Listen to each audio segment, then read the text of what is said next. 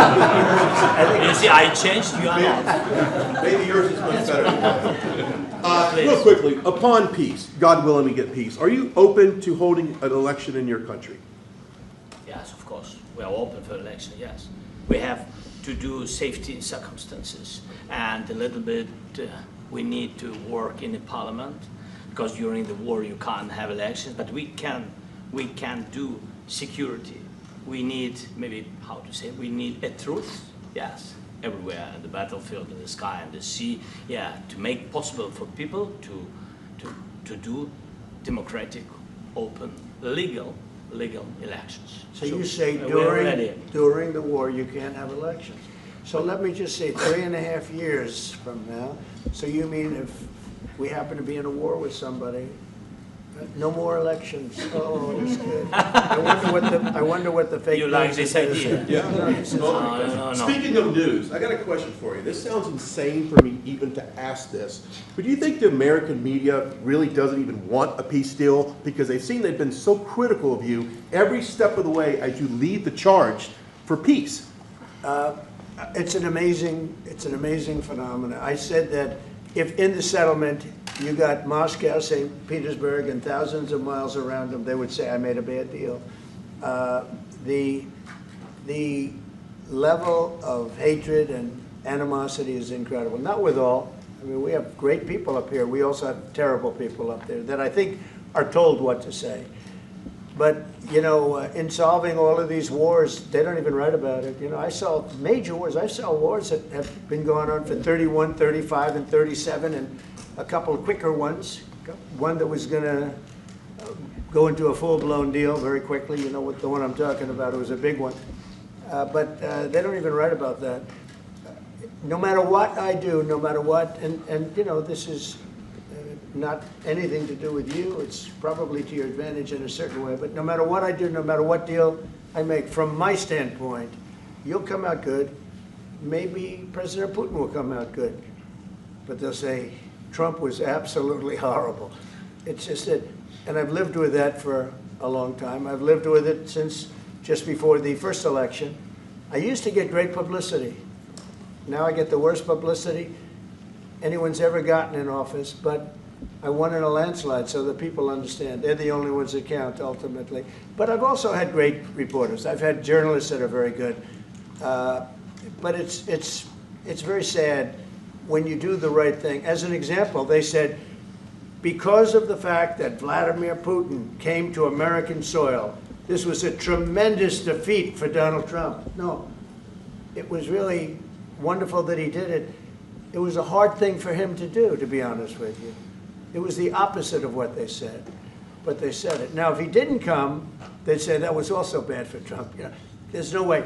And there's just a great dishonesty of the press, and I think that's why it's lost its credibility. You know, its credibility is at an all-time low.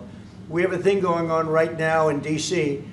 We went from the most unsafe place anywhere to a place that now people, friends are calling me up, Democrats are calling me up, and they're saying, sir, I want to thank you. My wife and I went out to dinner last night for the first time in 4 years, and Washington, D.C. is safe, and you did that in 4 days. I'll tell you, it's safe. I had another friend of mine. He has a son who's a great golfer. He's on tour, and he came in 4th yesterday in the big tournament where Scotty Scheffler made the great shot, and he said his son is going to dinner in Washington, D.C. tonight. I said, would you have allowed that to happen a year ago? He said, no way, no way. He said, what you've done is incredible. And I think the people realize it. But the press says, he's a dictator, he's trying to take over. No, all I want is security for our people. But people that haven't gone out to dinner in Washington, D.C. in 2 years are going out to dinner. And the restaurants the last 2 days were busier than they've been in a long time. Thank you. I walked around yesterday with MTG. If you can walk around with DC with MTG and not be attacked, the city is safe. Yes. Thank you, Mr. President. Last week you warned of what you called severe consequences if a 30-day ceasefire or any type of ceasefire were not agreed to by Russia. Will there be severe consequences? Does that change because of I your don't meeting think with you need a President Putin? ceasefire. You know, if you look at the 6 deals that I settled this year, they were all at war. I didn't do any ceasefires. And I know that it might be good to have, but I can also understand strategically why, well, you know, one country or the other wouldn't want it. You have a ceasefire and they rebuild and rebuild and rebuild, and, you know, maybe they don't want that. But if you look at the 6 deals that we made peace and you know, long-term, long-running wars, I didn't do any ceasefires. Would I like the concept, you know, I like the concept of a ceasefire for one reason, because you'd stop killing people immediately, as opposed to in 2 weeks or 1 week or whatever it takes. But we can work a deal where we're working on a peace deal while they're fighting. They have to fight. I wish they could stop. I'd like them to stop. But strategically, that could be a disadvantage for one side or the other.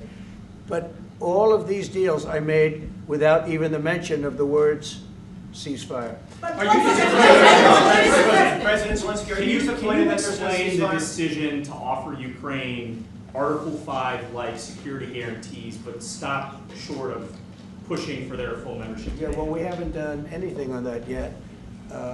If you look back and you go back long before President Putin, it was always a statement that they would never allow Ukraine into NATO. So that was a statement that was made, but we haven't discussed any of that yet. We're going to be discussing it today. But we will give them very good protection, very good security. That's part of it. And the people that are waiting for us, they are, I think they're very like-minded. They want to help out also. Thank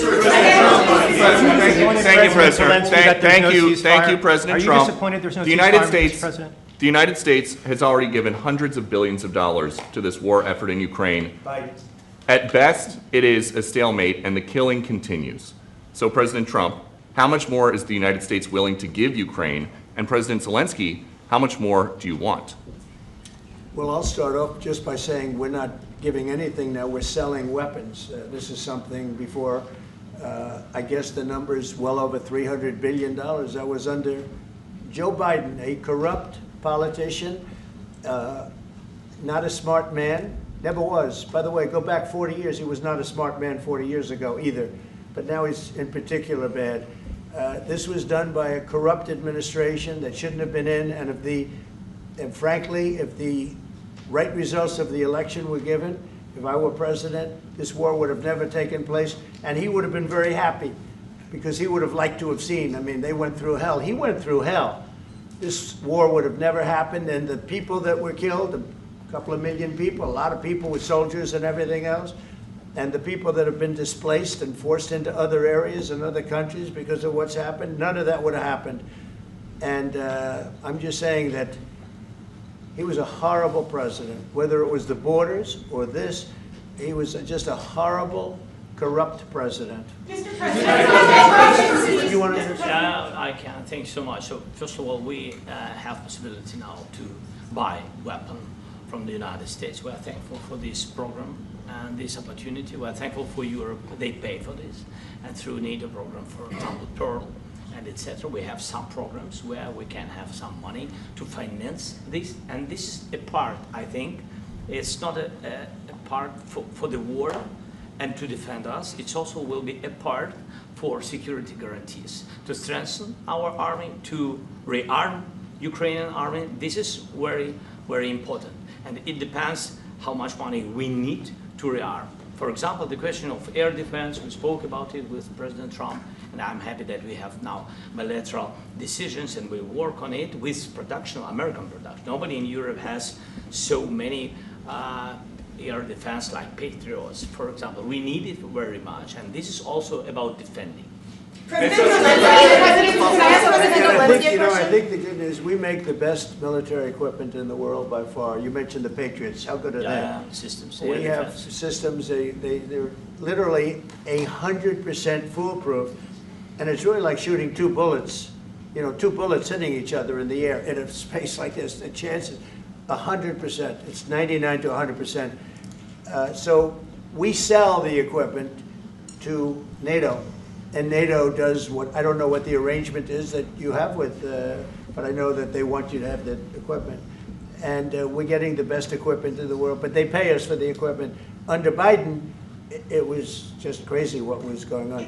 I believe the number is over 300. I think it could be $350 billion worth of equipment and money and everything else. And we've made more progress in settling